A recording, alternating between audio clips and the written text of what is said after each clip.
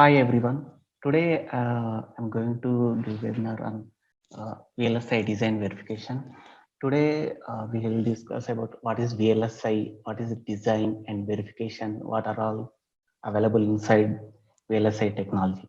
I'm going to cover below contents which are VLSI introduction, design styles, flow, execution flow, system on chip, what is system on chip, test bench architecture, Verilog versus system Verilog, what are all the skills we need to learn for industry standards and problems in chip design. All these things I'm going to cover in this today's session. VLSI technology. What is VLSI? First of all, so it's a very large scale integration. It's an integration of more number of transistors into a single chip. We know the transistors, NMOS, PMOS transistors at our education means our graduation level. We know transistors how it performs, but combination means integration of multiple number of transistors into a single silicon chip, which will give the proper our today's electronic devices.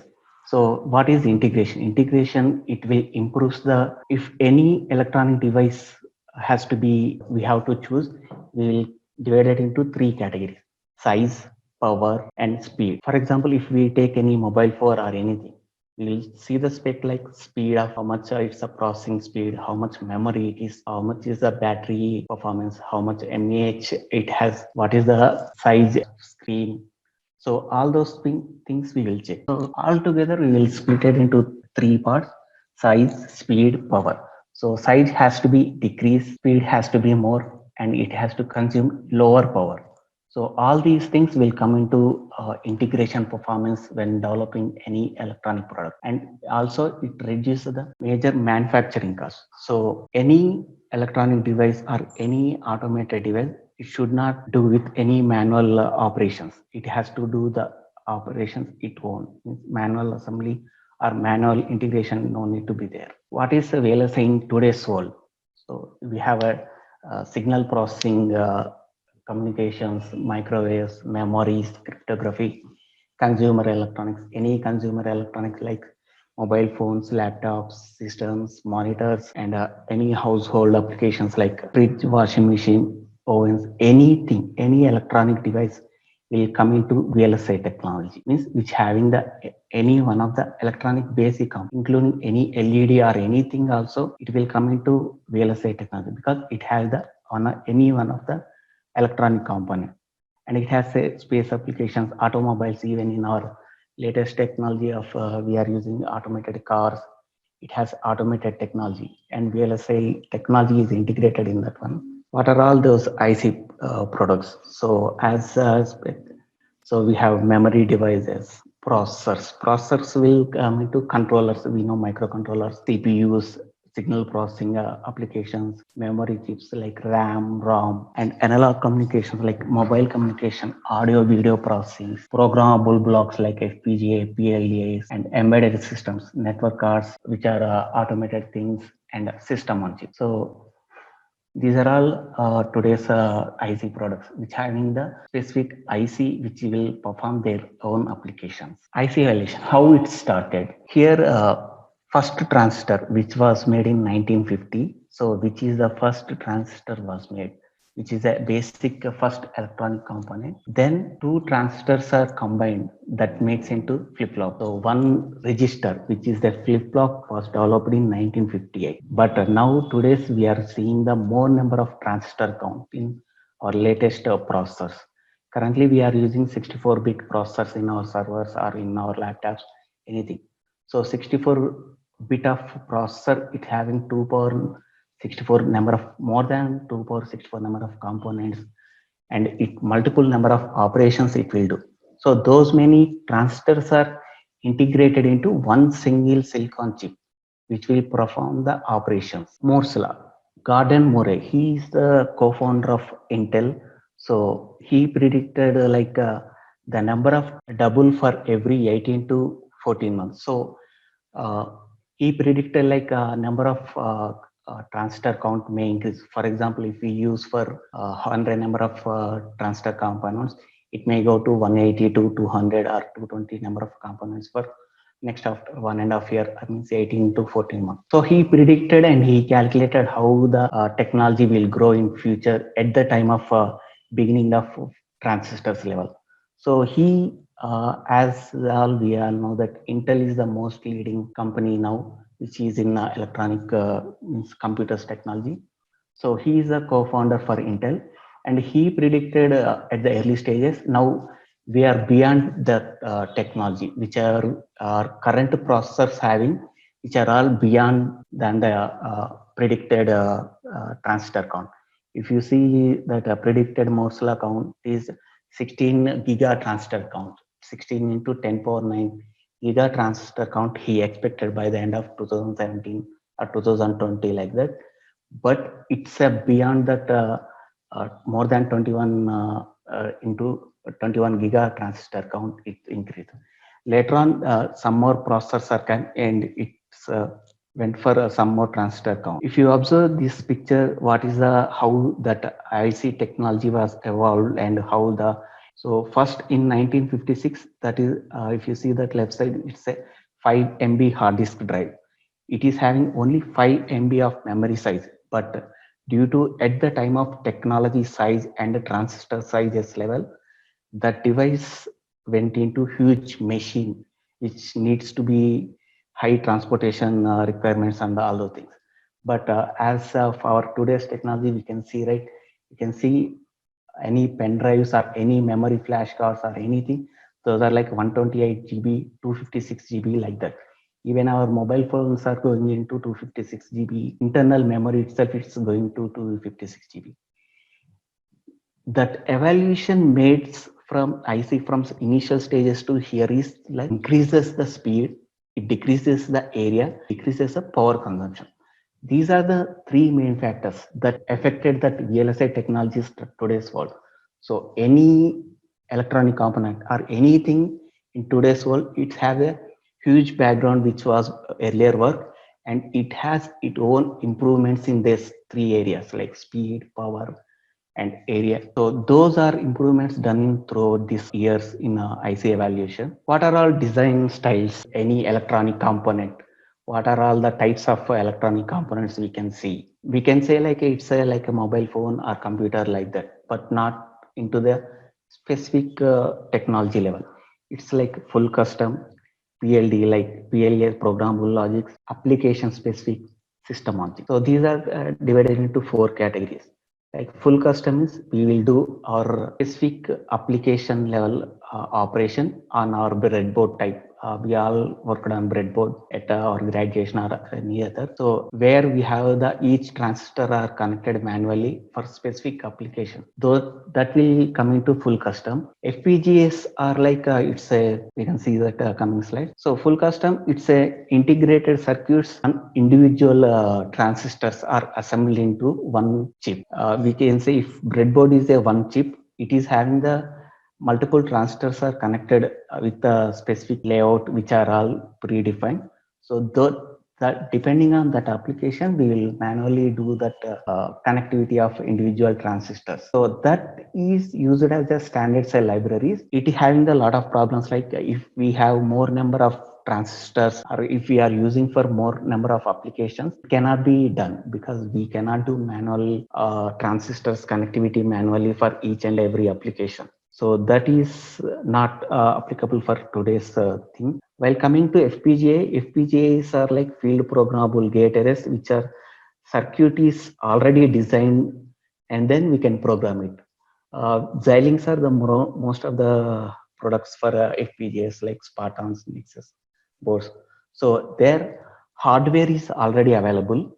We can dump our program through the PLDs, programmable logics, and all those things. We can dump our code into FPGA board. We can pass our inputs and we'll check whether the expected result is coming or not. So that is called FPGA. Like it's like a reconfigurable program. Means interconnects will change every time. Whenever we dump code, it will change the interconnect configuration. Means wiring connectivity will be changed for every programming. So this is FPGA. It's all having the logic blocks, memories, flip-flops, registers, all those things. We can done in that FPGA. but those are also having some issues like speed and energy efficient and functionality, because each and every board is limited to specific gate count, specific transistor count, specific area of transistors. All those things limitations are there. So we can use FPGA for limited applications, not for full uh, automatic operations. ASIC means application specific integrated circuits.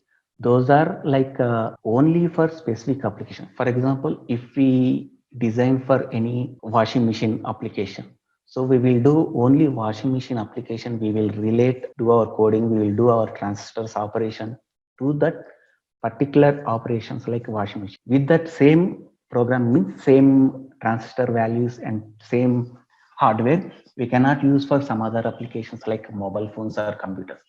Mobile phones operation hardware IC having a specific application. We cannot do that mobile IC to the system IC. Means laptops, we cannot do that. So it's like a constrained operation. We are specific to sub particular operations or particular constraints. Then we will design that particular hardware. So, but it have the advantages like cost and high performance, but medium performance, but low cost. But we cannot do all particular operations with single chip. That's why we are using system on chip. System on chip is like any SoC, means either in laptop is there. It having the multiple components like motherboard, USB, Ethernet, display, VGA cables, HDMI, Bluetooth, wireless displays.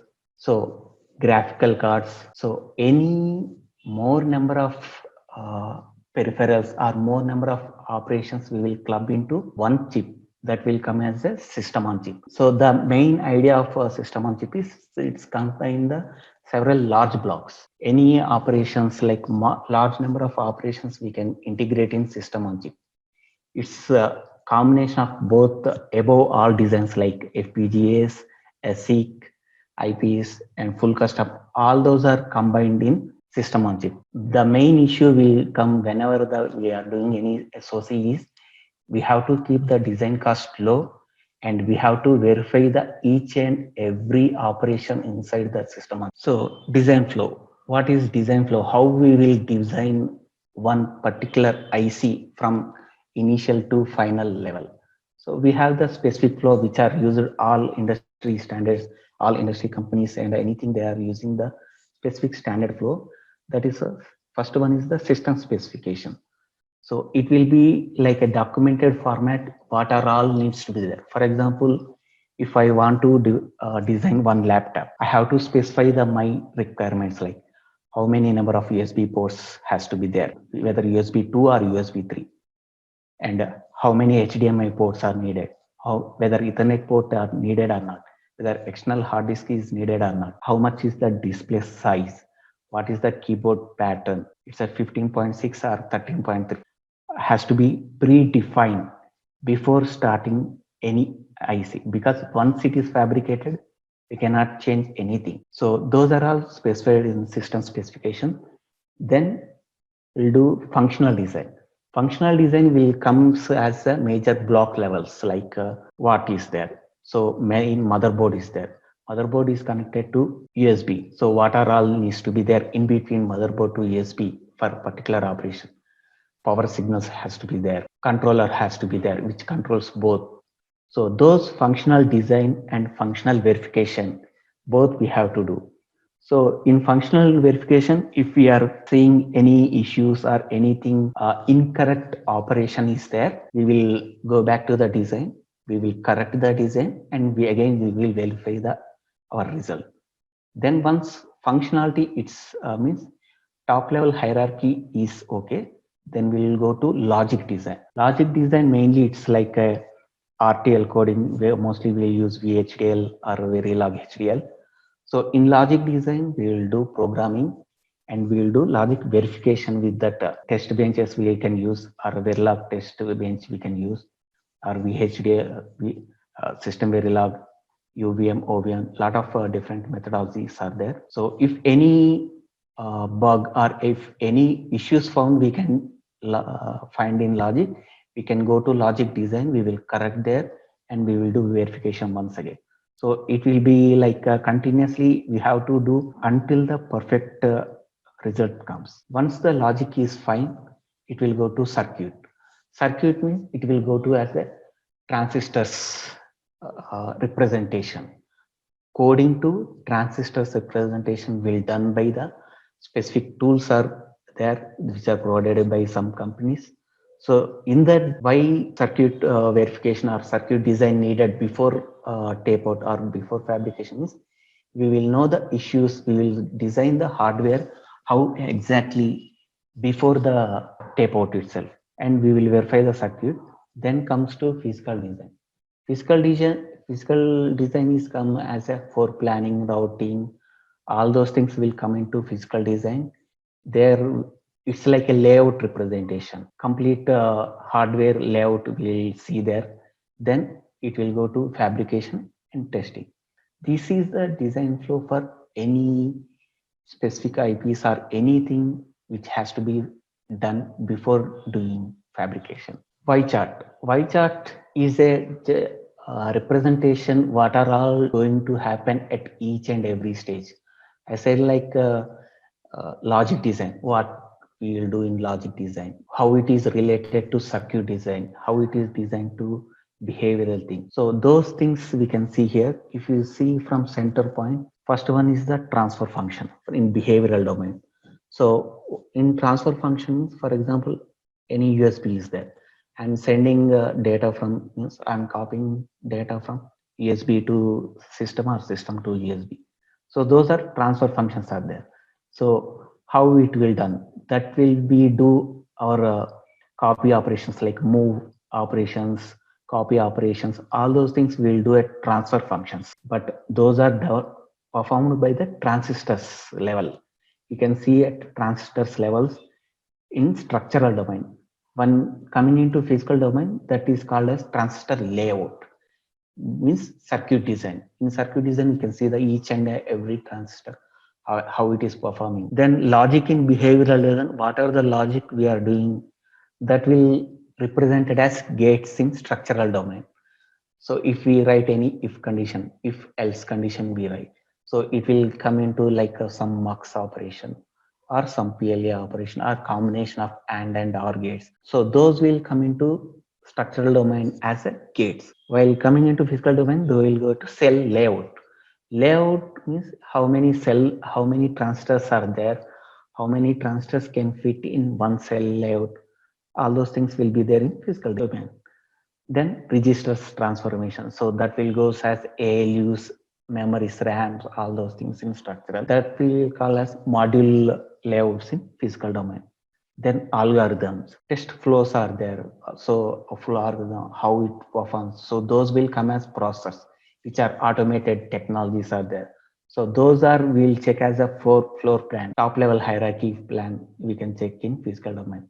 Then final systems will come. So this is a Y chart, just each and everything related in both logic, structural domain, as well as physical domain. How it is affected means how it is we can see from laptop to transistor level or system to transistor level. If we see this device is having SGD ports.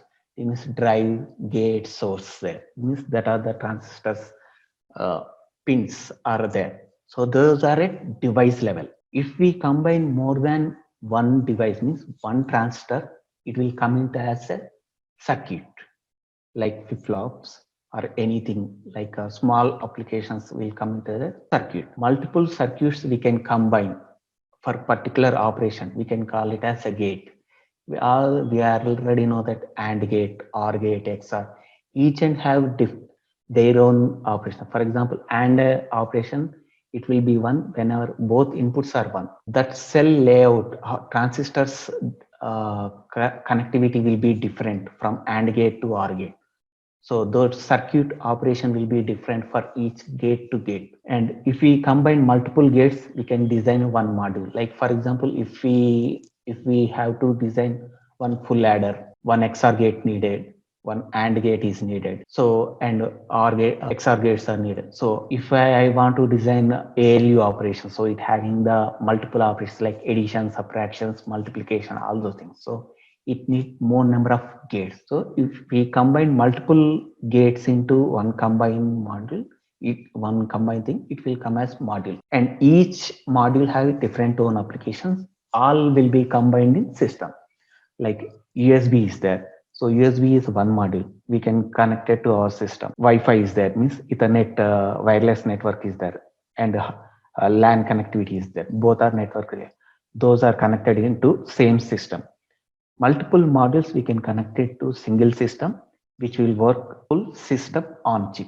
All are in a one single board. So what are all the fields available in our VLSI field? Like uh, as we have the different stages like logic design, circuit design, all those things. So those will be divided into particular fields like front end verification, validation, back end testing. So any company having these many teams are there, these many specific engineers are available for specific operation. One front end guy cannot do verification, validation, or any other like that. So each specific person can do one task. Like multiple group of engineers work on one single thing. So front end, what is front end? It's a logic design. We have to do our RTL coding, synthesis, or starting timing analysis using Verilog HDL, VHDL programming, and analog devices, means supply connectivity, VDD, VSS, how the system will on or off, reset conditions, how we to perform in, for example, I am specifying, for example, USB is there. So I said copy one folder from one to there. So how it will do, we have the microprocessor programming is there, addition, subtractions, all those things. But while coming to front end, we have the conditions, we will use the logic. So those will come into Verilog HDL and VHDL programming, and that we will do in front end designing. Once the logic is done, means whatever the spec required requirements are there, we will design in our front end using our programming languages. We have to verify that each and every operation. For example, I am copying from one folder to another folder, one particular size. We have to verify whether all data is transferred, means total size, each and every folder names, directories, it matching, file names, it is matching, extensions. We have to check at master side, means master and slave side, from transfer side to receiving side. We have to verify at both sides. So that we will do our system level or block level environments. For example, if we are doing for only USB or Ethernet or anything, it will come as block level. But if we are doing for entire system, for if it is servers are there, which used in industries, so multiple computers will be connected to one network. One-to-one data transfer has to be done. So it's a full system environment will be there. So those things we will do by methodologies are there with the system Verilog, UVM, OVM, system C. So these are all used for verification. Most of the industries, they will put 10 percentage, not 10, 15 percentage on design, 60 percentage on verification, rest of the things in validation and backend, because verification needs a lot of effort. For example, if we have to design any particular application, we have to see the pass condition as well as fail condition, how it is getting the affected if it is the negative scenario is coming. For example, if I am copying, so in between any power gone or a network issues are there, how it is reflecting, whether it is removing complete copied area or it is stopped at that point. After restarting again, how it will do, whether it will resume from there or it will not resuming or it is coming from start. So both positive and negative, means pass and fail conditions we have to check in verification. After verification done and all the metrics are done, it will go to validation. Validation will come into pre and post type, means after silicon layout done, we will do our coding dump in any Xilinx devices or any FPGAs or any other hardware devices. we will dump our code into that specific hardware. We will pass all possible combinations of input, and we will check all possible combinations of output are getting or not. For example, AND gate is there. So I pass that code into board. I pass the 0 1 switch as well as 1 1 switch, both and in. So when how it is coming. So for AND gate, it will output will get 1 whenever both inputs are 1. So that we have to do in validation. Backend will come like place and route technology, floor planning, custom layouts for both block and chip level. So it's mainly depends on the how much nanometer technology we are using for transistor size. So we have each transistor have the different size. The transistor size we will measure in the terms of nanometers technology, 10 power minus 9 meters. It will be very, very, very minute. That's why we can see our any huge memory size data also we can see in a compact size, because transistor size is reduced to that much level. Current industry market using its 10 nanometer technology, which will goes again further years for 7 nanometers and 5 nanometers on coming years. So those technologies are developing. That's why that area of the any device is reducing its size. So those we'll do in backend. Once that the physical design done means backend done, then it will go to fab support and testing will done. Once we receive the IC, we cannot directly place chip into market. We have to verify, we have to test once again whether all things are fine, how much performance it is, how much speed is there. If you observe any, for example, any product, for example, Apple is there. So they will specify the maximum frequency of 2.8 gigahertz speed.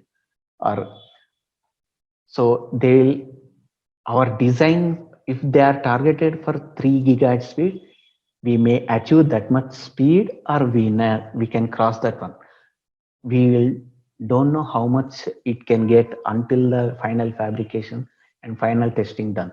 So they will specify the at the end of the product like maximum frequency achieved, maximum power it can consume, how much mAh battery it can be, how much our standby time. If we observe for any mobile things, call time is there, standby time. So they will measure, they will test before releasing into market. They will take how much call time it is taking for from 100% to 0% charging. So those things we'll do in the testing. How it is executed from spec to device means final chip. How there are different steps are there to execute that one. For that, first we do the spec means user needs. We have to specify the spec. That spec as taken as the input for any design. So the design process will be there. So the design process, if we give inputs, it will give the design outputs. Means design process we can call it as RTL. So it will take the inputs and it will give the outputs. But we have to verify that outputs, right? So that will come into verification. Once that is fine, or if any issues are there, again we go back to the design and we will correct what is the changes need to be there, and we will do the process again, and we will check the design outputs are correctly matching or not. And once design verification is done, then it will test IC will come. So in test IC, we will do validation. Means hardware IC, we will check manually all the inputs are matching with the outputs values or not. So every stage we have to review whether it is going as a proper way or not. If any issues are there, we have to correct at each and every stage. System on chip, how it will be. Like we cannot, if we see motherboard, we don't know right how it is like. So if we see as a blocks level, we can see it as a ARM processors are there, CAN, peripherals, USBs, memory controllers, peripheral bridge, voltage regulators, JTAG scans. So here, for example, one system is there, means one laptop is there. it having the motherboard, inbuilt RAM, peripheral IOs like Ethernet, LAN cable, Wi-Fi, USB, HDMI, display, and external memory. If we want to connect, we can connect, and we have to access the external memories like pen drives or flash.